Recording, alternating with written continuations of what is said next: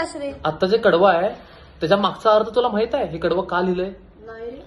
तर 1972 साली महाराष्ट्रामध्ये भीषण दुष्काळ पडला होता. अक्षरशः उपासमारीची वेळ आली होती. मग लोक काय खात होते?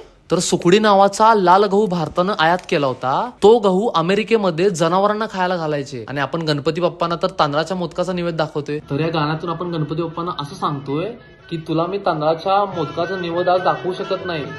जो काही निवेद दाखवतोय तू स्वीकार कर आणि हे जे संकट आपल्यावर आलेलं आहे ते लवकरात लवकर तू दूर कर. आता हे तू कडवायला आणि आता तुला त्याचा अर्थ पण कळेल. नाव काढून पोतांदुळाचे केले मोदक लाल गव्हाचे, हाल ओळख साऱ्या घराचे, दिन येतील कारे सुखाचे, सेवा जाणून गोड मानून द्यावा आशीर्वाद आता.